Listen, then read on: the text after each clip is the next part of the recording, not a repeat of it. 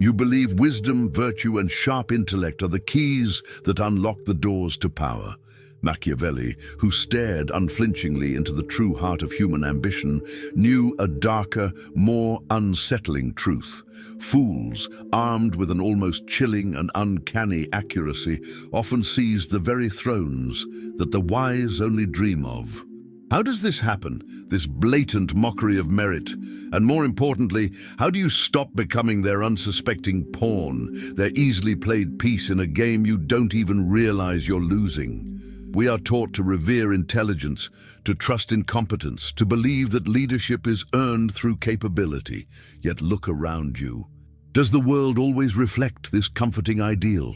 Or do you see, with growing unease, figures of apparent folly, individuals seemingly devoid of deep understanding or foresight, somehow maneuvering themselves into positions of astonishing influence, their ascent a baffling paradox that defies all reason? What if their perceived foolishness is not a weakness, but a strange, almost invisible weapon? Consider the vast stage of human affairs, where appearances so often trump substance.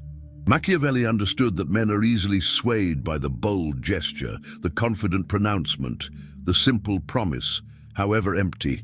Things a fool might deliver with an unshakable, unearned conviction that the truly wise, burdened by doubt and complexity, can seldom muster.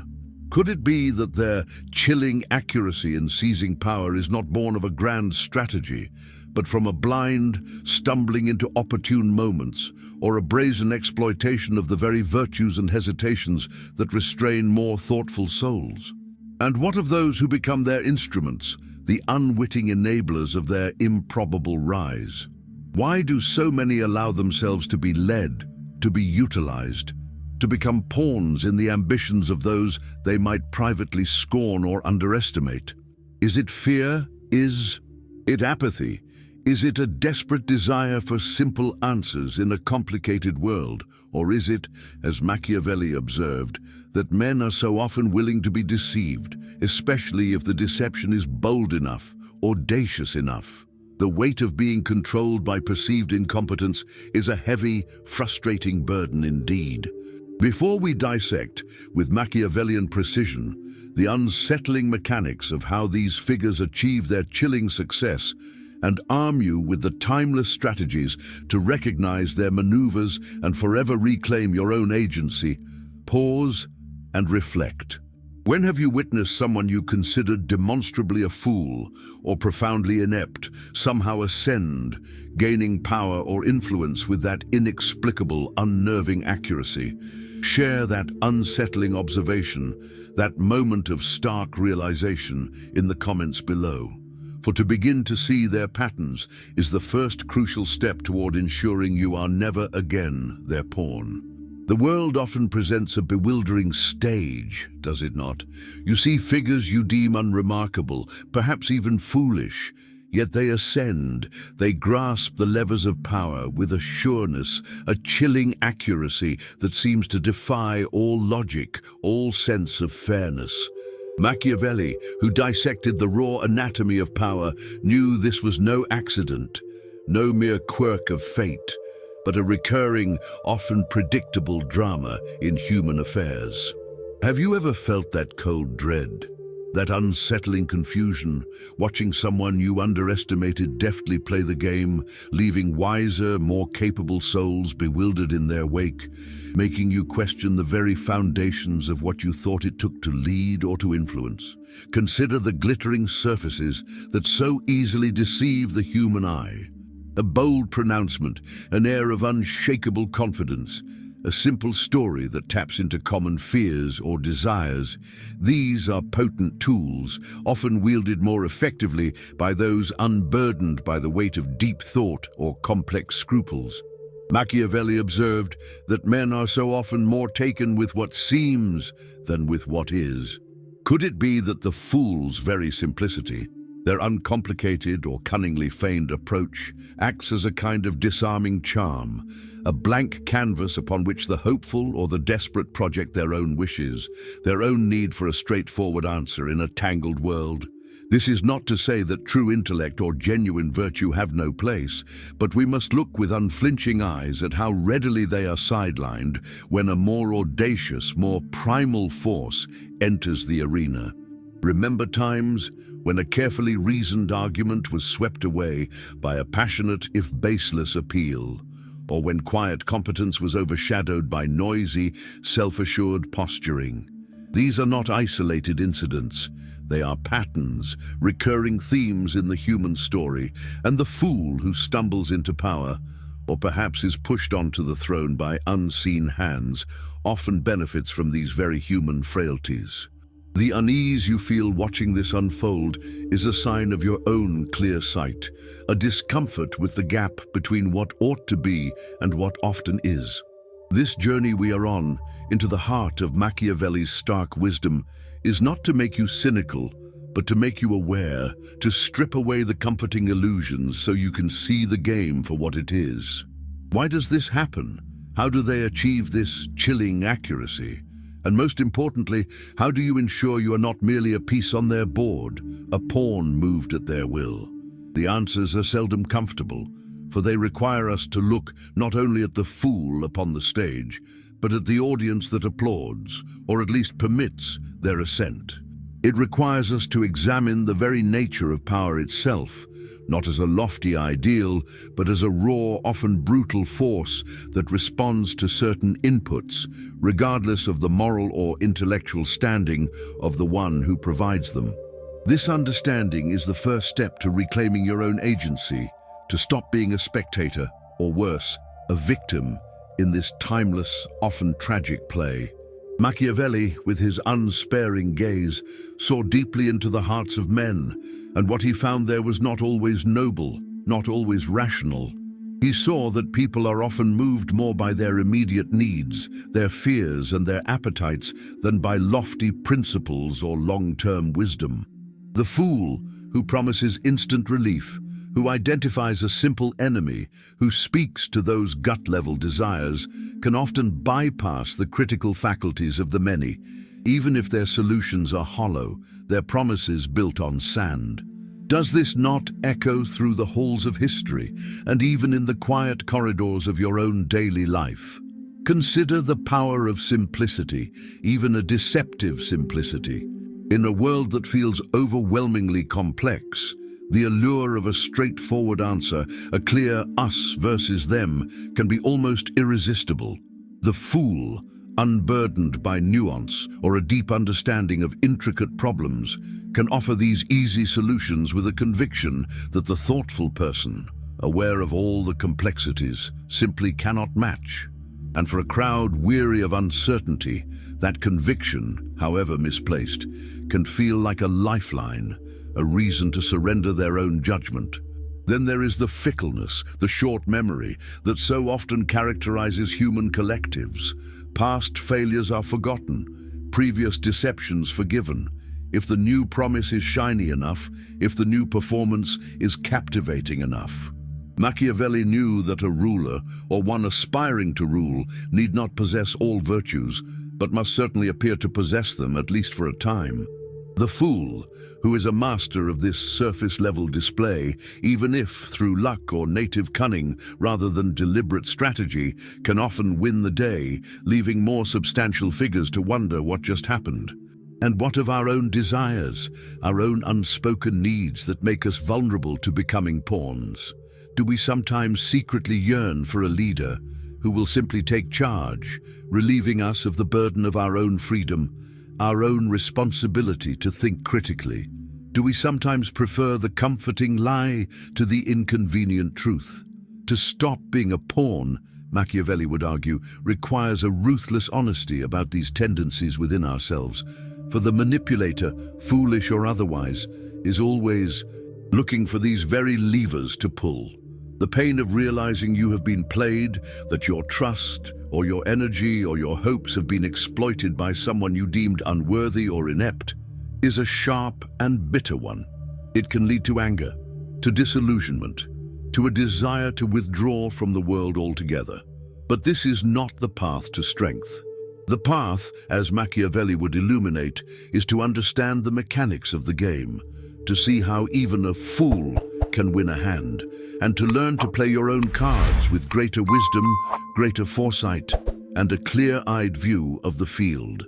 Now let us examine more closely this chilling accuracy, this unsettling ability of those who seem to lack depth or true understanding to nonetheless achieve their aims in the acquisition of power. Is it always their own doing? Or are they sometimes merely fortunate instruments, lifted by tides they neither created nor comprehend? Machiavelli understood the immense role of fortuna, of chance and circumstance in human affairs. A fool may rise not because of their own brilliance, but because the times are chaotic, because their opponents are weak or divided, because a vacuum of power has opened that they, by sheer audacity or accident, happen to fill. Consider also the nature of their foolishness. Is it a true lack of intellect, or is it perhaps a different kind of intelligence? A primal cunning, an unencumbered ruthlessness that those bound by conscience or complex thought cannot access. A man unconcerned with morality, with long-term consequences, with the opinions of the wise, can act with a speed and directness that can overwhelm more scrupulous adversaries. Their accuracy might be the brutal efficiency of a simple machine, unhampered by the delicate gears of empathy or ethical consideration. Sometimes the fool is not the true architect of their own ascent, but a figurehead, a seemingly harmless or charismatic front for cleverer, more shadowy forces operating behind the throne. These hidden puppeteers may choose a fool precisely because they are malleable, easily controlled, or because their apparent simplicity disarms suspicion and makes their agenda seem less threatening.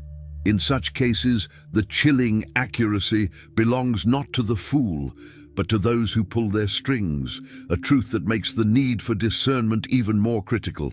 And what if their very foolishness serves as a kind of shield, a way of being constantly underestimated? Opponents may dismiss them, laugh at them, fail to take their ambitions seriously until it is too late, until the fool is already entrenched, their power consolidated through means that were overlooked precisely because they seemed too crude, too simplistic to possibly succeed. Machiavelli would remind us that to underestimate any contender in the game of power, however unlikely they may seem, is a perilous mistake. The discomfort we feel is not just at their success, but at what it reveals about the world, and perhaps about ourselves. It suggests that the rules we thought governed success, hard work, intelligence, integrity, are not always the deciding factors. It forces us to confront the unsettling idea that power can be seized through means we find distasteful, by individuals we find wanting. This realization is the beginning of true political and personal education. To stop being their pawn, we must first understand how the board is truly set. Now let us turn our gaze inward, for the stage upon which these fools achieve their improbable victories is often prepared by our own blind spots, our own unexamined assumptions, our own quiet acts of complicity. Why do we not see them coming? Or if we do, why do we so often fail to act until their grip is too firm to easily dislodge? Machiavelli, ever the realist, knew that the weaknesses of the governed are as crucial to the equation as the strengths or even the perceived follies of those who govern. One of the most common failings is to underestimate the ambition and tenacity that can burn fiercely, even within a seemingly unremarkable individual. We project our own rationality, our own sense of proportion onto others, failing to recognize that some are driven by a hunger for power so all-consuming that it overrides all other considerations, including their own apparent limitations. The wise may hesitate, weighing consequences, but the fool, driven by a singular, powerful desire, often simply acts. And in a world that favors action, this can be a potent, if dangerous, advantage. Then there is the pervasive human tendency towards wishful thinking, the comforting belief that things will somehow work out, that reason will prevail, that surely this absurdity cannot last. This desire for a simpler, more just world can blind us to the harsh realities of power dynamics, making us slow to recognize threats, slow to react, until the fool has already captured key positions, silenced dissent, or changed the rules of the game in their favor. Hope is essential, but as Machiavelli might caution, hope without a clear-eyed assessment of reality is a dangerous opiate. Consider also the subtle arrogance of the intellect, the way those who pride themselves on their intelligence or education can sometimes be the easiest to deceive by a cruder, more primal form of cunning. They expect sophistication, they look for intricate plots, and they may entirely miss the blatant, almost childlike simplicity of the fool's tactics. They are playing chess, while the fool is kicking over the board, and in the ensuing chaos, it is often the one who cares least for the rules who comes out on top. And finally, let us acknowledge the weariness that can settle upon the virtuous, the exhaustion that comes from constantly swimming against a tide of ignorance or corruption. Good people can become disheartened, can retreat into their private lives, creating a vacuum that allows less scrupulous, more energetic, if foolish individuals to seize the initiative. Machiavelli knew that power abhors a vacuum, and if the capable and the ethical abdicate their responsibility to engage, to lead, to protect the common good, then it is inevitable that others, often far less worthy, will rush in to fill the void. This is not just their victory, it is also, in part, our default. To truly stop being a pawn, therefore, requires more than just recognizing the fool on the throne. It demands a courageous examination of how our own thoughts, our own inactions, our own comfortable illusions might be paving their path. It requires a shift from passive observation to active, informed engagement, a willingness to confront uncomfortable truths not just about them, but about ourselves and the world we inhabit. This is the challenging yet essential groundwork for reclaiming our agency. Now let us step into the uncomfortable shoes of the pawn itself to feel the subtle and sometimes not so subtle ways in which our energy, our loyalty, our very sense of self can be harnessed and directed by these surprisingly effective fools who seize power. How does it happen that intelligent, well-meaning individuals find themselves caught in the currents of a movement, a leader, or an idea that in quieter moments of reflection they might recognize as deeply flawed or even absurd? The mechanisms are often insidious, playing upon our deepest human needs and vulnerabilities. One of the first strings pulled is often the appeal to a shared identity, a sense of belonging. The fool in power or seeking it may be remarkably adept at creating a powerful us, defined against a vilified them. Once you accept membership in this us, your critical faculties can begin to dim, your loyalty to the group overriding your individual judgment. You start to see the world through their prescribed lens, and the fool's pronouncements begin to sound less foolish, more like the necessary truth of your tribe. Have you ever felt this pull, this seductive comfort of belonging, even if it meant quieting your own inner doubts? Then there is the exploitation of fear, a timeless tool. By constantly highlighting threats, real or imagined, by keeping the populace in a state of low-grade anxiety, the fool can position themselves as the sole protector, the only one capable of navigating the danger. Your fear becomes their power, your desire for safety their mandate to act, often without scrutiny. Critical thought feels like a luxury, even a betrayal, when you believe your survival is at stake. And so you willingly cede your agency, becoming a pawn in their narrative of crisis and salvation. Consider also the power of incessant repetition, the way even the most outlandish ideas, if stated boldly and often enough, can begin to seep into the collective consciousness, normalizing the absurd, eroding the very foundations of objective reality. The fool may not offer complex arguments, but simple, memorable slogans endlessly repeated until they become a kind of hypnotic chant, drowning out dissenting voices, including your own.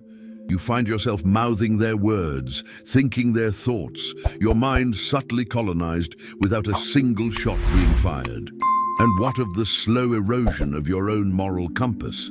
To remain a pawn in the fool's game often requires you to overlook inconsistencies, to justify actions you would normally condemn, to make small compromises that over time lead to a profound disconnect from your own values. There is a deep discomfort in this, a silent inner gnawing, but the desire to remain part of the group, to avoid being singled out, to continue believing in the leader or the cause can be incredibly powerful, leading you to rationalize and defend the indefensible, effectively policing yourself on their behalf. This is the tragic endpoint of becoming a pawn, the loss of your own soul. Finally, we arrive at the heart of the matter, armed with this unsettling understanding of how fools can, with such chilling accuracy, seize power, and how easily we can become their pawns. But Machiavelli's wisdom is not merely a diagnosis of the ailment. It is also a potent, if sometimes bitter, medicine. It is a guide to forging your own principality, not necessarily in the sense of ruling others, but in the profound, essential sense of ruling yourself, of becoming the master of your own fate, immune to the manipulations of those who would use you for their own ends. The first principle is a relentless realism about human nature, both in others and, crucially, in yourself. Abandon the comforting illusion that people will always act from noble motives, or that reason will always prevail. Understand that self-interest, fear, ambition, and yes, even folly, are powerful, ever-present forces in the human drama. To see this clearly, without cynicism but without naivety, is to arm yourself against 1,000 deceptions. You cannot be easily duped if you are not expecting saints in a world of men. Next, cultivate your own virtue, that uniquely Machiavellian concept encompassing skill, foresight, decisiveness, and the ability to adapt to changing fortunes. This is not about innate genius, but about the diligent practice of observation, of learning from history, of understanding cause and effect in human affairs. It is about knowing when to be bold as a lion and when to be cunning as a fox, always with the aim of preserving your own agency and achieving your well-considered objectives. A pawn has no virtue. A prince, even of their own small domain, must cultivate it ceaselessly. Be wary of appearances. Learn to pierce the veil. Machiavelli stressed that while it is good to be virtuous, a leader must often know how to act contrary to virtue when necessity demands, and above all, must understand the power of seeming. Therefore, when you observe others, especially those seeking or wielding influence, look beyond their words, beyond their cultivated image. Examine their actions, their results, the true beneficiaries of their policies. Train your eye to detect the gap between the mask and the reality, for it is in that gap that manipulation often thrives. And most importantly, arm yourself with knowledge and a refusal to be easily herded. Understand the tactics of demagogues, the appeal of simplistic narratives, the ways in which fear and desire are used to bypass critical thought. Do not allow your desire for easy answers or comfortable belonging to override your own capacity for independent judgment. Machiavelli's writings, though often misconstrued, are at their core a manual for understanding power so that one is not crushed by it. To stop being a pawn is to become a student of the game, not to master others, but to ensure you are never mastered unawares. This is your defense, your strength, your path to navigating a complex world with your eyes wide open, your will your own, starting now. And so, as the curtain falls on this exploration of power's often perplexing stage, guided by the unflinching gaze of Machiavelli, may you find not a comfortable certainty, but a potent, unsettling clarity. The fools who seize crowns, the chilling accuracy of their ascent, the ways we become unwitting pawns in their dramas. These are not just tales from history, but living patterns that shape our world and our own lives, even now. To see this is not to despair, but to begin to truly awaken. This journey was intended to strip away the veils, to show you the raw mechanics beneath the polished surfaces, so that you might move from being a bewildered spectator, or worse, an exploited piece in someone else's game, to an aware and discerning mind. The chilling accuracy of those who gain power through less than noble means loses some of its terrifying mystery when you understand the human weaknesses they exploit, the opportunities they seize, and the illusions they so skillfully weave. In this understanding, a new kind of strength is born within you. Let this truth settle deep within your spirit, a firm foundation for your own agency. In the often shadowed theater of human ambition, your own discerning mind is your greatest principality. Guard it with wisdom, for its clear sight is your only true defense against the gilded crowns of fools. The power to not be deceived, to not be used, lies first and foremost in your unwavering commitment to see things as they are, not as you wish them to be. This is not a lesson learned once and then set aside, but an ongoing vigilance, a lifelong practice of observing the world with Machiavellian eyes, not to become manipulative yourself, but to ensure you are never again easily manipulated. The stage remains the same. The players will continue their intricate dance of ambition and folly. But you, now, can choose your steps with greater awareness, no longer a pawn, but the conscious ruler of your own inner domain. If this unvarnished look at the realities of power has struck a chord, if you feel the stirring of a more vigilant, more empowered self, then let this be a shared awakening. Subscribe and continue to arm yourself with the insights that shield you from illusion. Share in the comments below one way you now feel better equipped to stop being a pawn, one foolish dynamic you now see more clearly. And if this wisdom might help another reclaim their own agency, share this message, for in a world of so much hidden strategy, clear sight is a power we all deserve.